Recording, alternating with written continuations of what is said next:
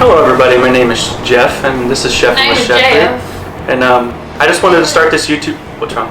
Oh, it's my fault. I did it a bad time. Hello everybody, my name is Jeff. My name is Jeff. Wow. This is Chef with Chefry. I just wanted to make a YouTube page, YouTube channel on easy, fun things that are classically prepared, I suppose, and then like homemade, like you can do with your family, easy, and just have fun with it. So today we're going to be making beef stew. I'm going to be preparing it a classical way, French way, but I also want to make it to where it's like a family homemade recipe. My family loves this, so yeah, we're going to go from there. First thing we're going to do is cut up the beef so we can get it cut up into cubes and give it a nice sear. Today the cut we're going to be using is London broil. It's not traditionally a beef stew kind of beef, but this is what we used when we were growing up, and it's our favorite, and it's just good straight up. So let's throw those away. Don't eat that no more. So what you're going to want to do is you're going to want to cut it into about an inch dice, and that's a little bit of a big piece. So what I'll do is I'll cut that again, and then from there it'll be easier to cut it. Usually you'll typically do the claw, that way you can feel your blade, but you won't cut your fingertips off, which is terrible. I've done it before. I don't recommend it. You want to keep everything as uniform as possible so it can cook evenly. So I'm going to give you a brief summary about myself. So basically, graduated high school, I didn't know what I wanted to do with my life, and then I slowly realized that cooking was a fun thing for me to do. So I went to one school and started and didn't like it very much. I just quit, and then I decided to go to a different school. I did a sped up course in about 15 months, and I graduated with an Associate's of Applied Science and Culinary Arts. I got to meet cool people. I met some really good chefs. I met Chef Ron Van Israel from Sweet Genius was his name of his show. Just really awesome chefs that know what they're doing. They've been in the industry for a long time. But after that, I had to do an internship and I worked at a restaurant, and then I worked my way up to kitchen manager, and I helped manage kitchen that supplied food for 8 stores at the time. They have like 9 or 10 now. It was hectic and chaotic, but it was a lot of fun because you got to make a bunch of food in big quantities, and it was all good. And now I decided to move down here, Wake County, right outside of Raleigh, and it's just a cool place. We work at a grocery store and we're essential workers during this time. Stay safe, everybody, by the way. So yeah, that's just a brief little get to know me kind of thing, I suppose. So now what we're gonna do is we're gonna turn on our pot to get it nice and hot. So this is gonna take a minute. You're gonna want about, you're gonna want about just enough to coat the bottom, just so you can get a good sear on the beef, because it makes a big difference if you have a good sear on it or not. But you're also gonna wanna flour the beef over here. This way it'll help thicken up I did about a couple tablespoons to a quarter cup there. And you're gonna wanna season it from there too, just a little bit. I'll give it some salt and pepper. Just gonna get in there, coat it. And then a key part of searing the beef is to not crowd the pan, so you can do it in batches, because if you crowd the pan, it's gonna steam and it's not gonna sear. Just no bueno, buddy. Wash my hands again, and then I'm gonna get another cutting board, clean knife, and we can start cutting up some of the veggies and stuff. So you want to keep an eye on your pot. You want it to be hot. You'll be able to see little waves forming. So while we're doing that, we're waiting for that to heat up. We can get this other cutting board going. Got carrots, onion, garlic, some herbs, potatoes. Just your traditional beef stew stuff, you know. So what I'm gonna do first is peel the carrots with this dreaded peeler. Don't recommend these peelers, by the way. Get a better one. Oh, From IKEA. This is way better than I thought it was gonna be. Eating on my peeler. Eating on the peeler. But we're gonna be preparing this in a cast iron Dutch oven. You just gotta be very careful with it. Make sure it's well seasoned, or it's gonna stick like nobody's business. Flip it again, buddy. Oh, I wasn't looking. Yeah. There we go. There we go. And I can start to smell the oil. So I come over and check it, see how hot it is. Good thing about cast iron is it conducts heat really well, and it's really good for searing. And see how it's starting to smoke just a little bit? Turn it down a smidge, and then I'm gonna start dropping in the beef. That means it's nice and hot. And we wish we had gas stove. And you'll just take it and drop it all in. That's about all you're gonna wanna put in. So then you'll just let that go. Sorry, I had to turn on the exhaust fan. We have very, very sensitive smoke detectors here, and it beeps at the first hint of smoke. And while that's searing, you can cut up some of the veggies and get those rolling. But of course, you're gonna cut off the bottom and the top. Now I'm just gonna show you a couple different ways to cut. So you can cut here, and if you would like to try and keep everything the same size so you can see the difference in size there. So what you can do is cut this in half and lay them like this. That way it's steady. You always want a steady foundation so you don't slip up and cut your fingers, and also always have a sharp knife. But then you just try and cut everything to about the same size. It's okay if it varies a little bit. Go like that. Then since this is a smaller piece, These can stay circles, and they're all about the same size. I'm gonna check my beef real quick. Why is uniformity important, Jeffrey? So it cooks evenly. So now what I'm gonna do, potatoes. I didn't Missed catch it, the there you kid. go. Potatoes. I like to use the red potatoes, but you could use russets or yellow, whatever your preference is. Most people like to peel them, but I like the skin because it gives it texture and everything. But same thing with these, you're gonna wanna keep them. You can leave them a little bit bigger than that. It's all about personal preference. But this is how I would cut it. That way you have more hearty beef stew. So then you'll cut these like this. Nice easy dice. So now I'm gonna do the onion. You wanna peel off the outer layer so you have the pretty onion left and no papery bits that are annoying and disgusting. A julienne, you wanna take it this way. Of course, keep your hand like this. That way you don't have to cut your fingertips off, but then you'll just take your knife, cut like so. Or you could be fun and do it like this. But sometimes you don't get uniform cuts if you try and show off, so I don't recommend it all the time. Yeah. So change of plan, I'm actually gonna take the potatoes out and throw them in a little bit later. That way they don't overcook. Nobody likes soggy potatoes. So this last batch of beef is almost done searing. If you wanna come over here, camera lady, Okay. hashtag whoa you guys. Yeah. But give this another stir. Pretty much all the oil's gone, so I'm probably gonna add a little bit more. Good enough. I'm gonna take out the beef. And here's all the beef. All set aside with my spoon. I'm gonna add a little bit more oil to the pan, just so the veggies have something to cook in. What kind of oil are you using? I got vegetable oil, but you could use canola, you could use olive oil. But Yeah. just be careful with the kind of oil. Usually extra virgin olive oil has a lower smoke point, so it won't get as hot. So you wanna use like a canola or a vegetable oil. So the first thing I'm gonna throw in there is gonna be the onions. I'm gonna let this heat back up some. Throw them in there. Now what this is doing is also developing more flavor. Flavor is your friend. So then you'll break them all up. And then as you mix this, you're gonna see the onions pick up some of the stuff off of the bottom. And then they'll start to develop more flavor as they cook. The natural sugars will come out and they'll start to caramelize. We got a can of tomato paste. This is called a pinçage if you want to get fancy, but basically it's tomato paste. And what it does is it thickens the stew and gives it flavor. You're gonna wanna cook it with the veggies. That way it helps develop more flavor. And this is a step you don't wanna skip. It gives it a big difference in flavor, to me personally. And thickness of the stew.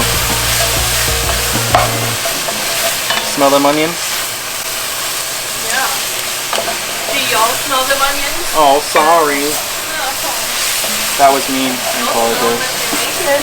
Yeah, if they make it. Now, if you want to keep everything the same shape, you would do the dice. But I like different textures and sizes on different veggies. Like the carrots and the potatoes especially, you're going to want to keep those the same size. But with onions, they cook down so much you're not even going to be able to tell. You can see all these nice little bits coming up. Good stuff. You can see the color starting to change. The onions are getting me a little bit. But then we'll wait for that. Once that starts to go a little bit more, I'm going to go ahead and throw in the carrots. And then I'm going to throw in the garlic. You don't want to throw in your garlic right at first because it burns super, super easily. And burnt garlic is very bitter. You don't want that. I almost didn't wear socks. I'm glad I did because I didn't realize you were going to come in here this much. Yeah. I'll get a spoon, get ready. Mise en place is important. I should have had this out already. Mise en place is everything in its place.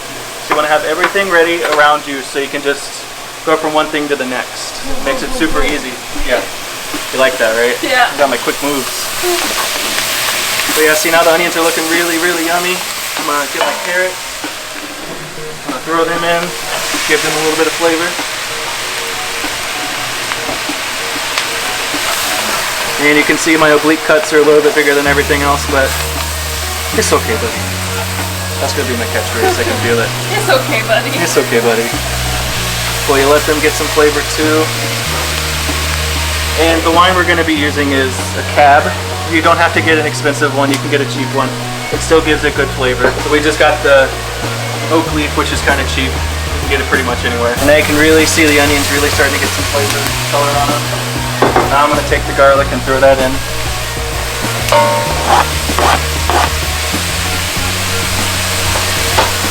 Mix that in real good.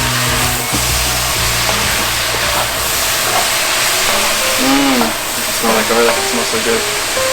Oh yeah. That changed everything. Then let that cook for a minute or so. That smells really good. Just let that roll. So now what I'm going to do is I'm going to add the tomato paste. Don't use your fingers. I've seen people do that. This is very sharp. Don't recommend it. But you're going to want to do a decent amount. I'm going to do about half of this. Who cares? I'm going to do the whole thing.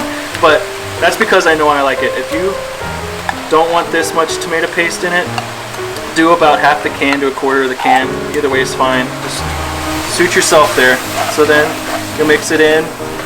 You want it to get some flavor to it. It's going to start turning a light brown rusty color. And this is what I was scared of. I was scared that it was going to stick to the sides of this cast iron. But keep it moving and it shouldn't happen.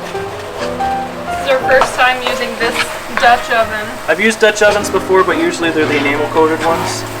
So Let's see what happens. we'll see what happens. This is fun for everyone. It's a learning experience. Good times.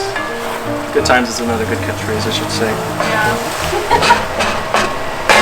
But yeah, you'll just let this go. You'll let this brown up some. Then you'll get your wine ready. If it's not uncorked, uncork it. There's a big noise. All right, so keep it moving so it doesn't stick and burn. But you can already see the color of the tomato paste is starting to change. And now we're getting to one of my favorite parts. I'm also going to add some salt and pepper to this just because. But I recommend fresh ground sea salt, or you could use kosher salt, really good too. Table salt's okay, but you want the better salts, and then fresh ground pepper. I really like this wooden spoon that you told me to get. Good. But you can really see it starting to crisp up in spots. That means you're getting close to adding the wine. This is one of my favorite parts. It sizzles usually. I'm gonna be upset if it doesn't sizzle. But you see how much is in there. I'm probably gonna use about a cup or two maybe, and then you'll add it in. It doesn't sizzle that much. You can do this to your preference too. If you really like the red wine flavor, I'd recommend adding more. It really complements the flavor of the beef. It really does. It brings out flavors that you wouldn't get otherwise. I'm gonna add a little bit more because I really like the flavor. Whatever. Cool! Cool! So then you'll keep mixing that, and you can instantly see, as I did that, the wine's thickening up from the tomato paste. But you see how thick that got? Good stuff. So then what you're going to want to do is add the beef back in. Make sure you get all of those beautiful juices in there, because that's all flavor. Eyes are burning finally. I don't know if it's from the... But then you can mix that in. Oh, I remembered what I wanted to put in. It's starting to look pretty. Starting to look really pretty. Agreed. So what you can do now is, I should have had this out, but I like bay leaves in mine. But we also have fresh rosemary, fresh thyme. Alright, so that's that. I turn that back down. Now I'm going to add some stock. You can get it whatever. Meh. You can make your own homemade stock, but it takes a long, long time. And I'm cheating today because I want it to be simple and easy for everyone. But you want to just cover it. You also got to remember that it's going to reduce down some too. So add a little extra. And if you do end up adding too much in the end, you can make a roux, or you can do a cornstarch slurry. And you can see how that looks. Then you're going to bring it up to a good simmer, to a very, very, very slow boil. So I'm going to add in my bay leaves if I can get this bag open. Remember how many I'm putting in, Jen, because we got to get them out later. You don't want to eat bay Okay. leaves. 1, 3. 3. Come on, man. 4. That's all I'm going to do. Okay. Sorry about the little pieces. Pretty sure everyone already knows why, but why doesn't someone want to eat bay leaves, Jeffrey? I've heard that one reason is that on the tips of the leaves there's a nice point and it can perforate your intestines. I don't know how true that is, but also they're just not pleasant to eat whatsoever. Very bitter. Very bitter. But they add good flavor to stuff like this. You mix that in. And then I'm going to go ahead and add in some fresh rosemary to really give it some good flavor. If you can, use fresh herbs. If not, use dry, but use half of the amount of fresh. because dry herbs are more condensed and consolidated in flavor. These are going to be hard to fish out later. You could get some butcher's twine and you can tie them all together, make a bouquet, or you can put them in some cheesecloth, make a sachet. But yeah, now you're just going to sit here and let this do its thing. So we don't even need that other thing of broth, do we? No. Cool. We'll just save it for another recipe. How many servings would you say this would yield? I would say easily this can give a family of 4 like 2 or 3 bowls. I don't know how much your family eats, but I know how much mine eats. So this will happily feed all 3 of us very well, and we'll have some leftovers. They always say soup's best the second day after it's left over and sits, and just all the flavors mingle together overnight. That's that. Now we're just gonna play the waiting game. And my potatoes are browning. A way to stop this from happening is you can leave them in water, and that helps the oxygen stop from hitting it. But that'll also pull some of the starches out, which will take out some of the thickening power of the potatoes. But we'll do that. And now I'm gonna wash some of these dishes because you know, clean as you go. You wanna watch me do that too? Nah. Okay. And as you can see, we got it at a nice simmer or slow boil. Cut it down some just to keep it from doing its thing. You want to keep it kind of low and slow because this is a braising. Well, not necessarily braising, it's a stew, so I take that back. But as you can see, the dishes are clean. Clean as you go, buddy. Makes life so much easier. Yeah. You're gonna want to let it go for like an hour or 2 just so the flavor develops and it thickens up. I said develops. What's wrong with me? Another thing we like to do is I like to add tomatoes to it. So I'm going to drain most of the juice out. Just going to pour them in. Petite diced for Mr. Jeremy because he doesn't like tomatoes so much. Mr. Jeremy. If he doesn't see them, they're not there. And then another typical thing that's not added to it is there's a corn. I like adding corn to my beef stew as well. But also, if you taste it and it's lacking some salt or whatever, I like to make it a little bit better, and I'll add some garlic salt, some garlic powder, just a little bit to make it taste even better. You don't want to add too much because you can't take salt out once you put it in. You can season as you go. Garlic salt, garlic powder, onion powder, right? And onion salt. Onion salt. And I'm going to do just a little bit of seasoned salt as well. Lowry's. Ooh, don't want that side. Oh yeah, buddy. And then give it a good stir. Do you want a drink? Sure. Do you want a Moscow Mule or do you want a beer? I want a beer because I smell wine and it just made me want a beer. Oh my gosh, our fridge, don't look in here. Okay, we'll just look at the stew. Let's look at the stew. It's bad, buddy. Personal preference, I like a good lager. So that's what we're gonna have tonight, is a lager. Here you are, camera lady. Thanks. Oh, and also, save the sea turtles. Serious, buddy. These kill a lot of animals every year. Even though we're this far inland, they'll make its way out there somehow. It ain't gonna be on me. Oh yeah, beautiful sounds. You just want to try and keep cooking as fun and as not as stressful as some people make it. People make it way too stressful and it's just no fun. Yeah, like me. I just like to have a good old time. Let's put the lid on here. We're gonna let our stew. Keep it nice and low though, because once the lid's on, it's gonna trap in a bunch of heat. Time for a beer. Time to wait. It's the waiting game. Oh, we'll check up with you in about 30 minutes. Ooh, it was actually quicker than 30 minutes. I went ahead and added the corn, and I can actually turn this off now. I think I'll be smoking too much. But listen to it go. Always remember when you're going to check it, especially if you're using cast iron, to use something because it's hot. I'll just look at it bubbling. See some time spread right there. It's bubbling away and getting thicker as it goes.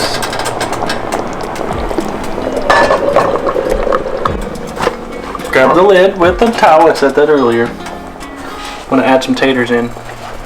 Drain the water off and add them in. Oops, splish splash. And give them a good stir. Now you can really see this is exactly how we like it.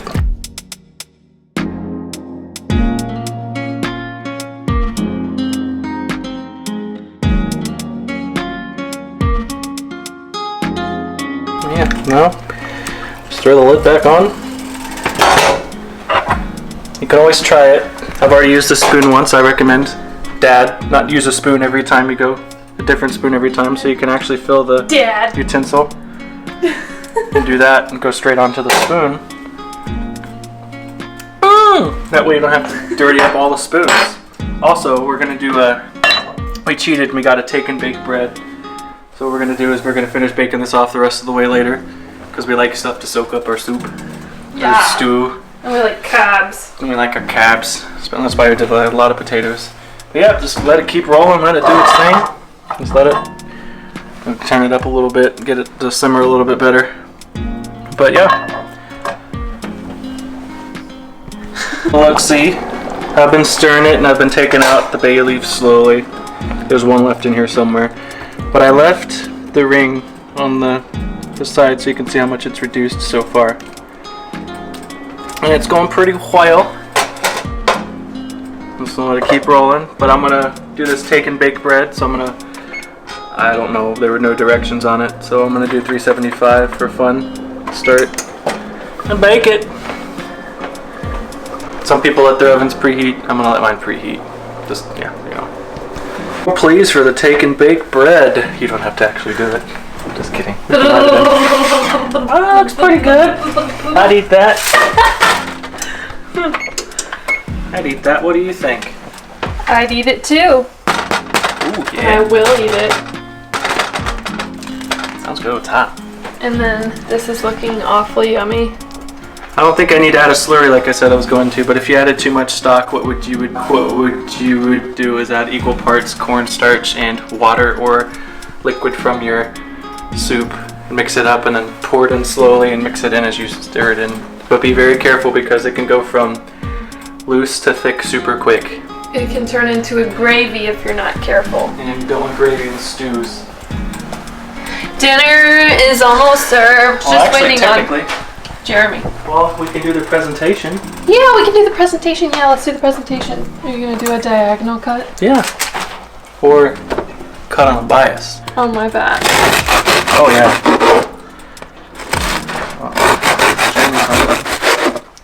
Shh, we're recording. Hi. He walks into all of my tutorials too. It's hot. Hurry up. That's not a very pleasant presentation shot. I know. A final look at what we made. What Jeffrey made.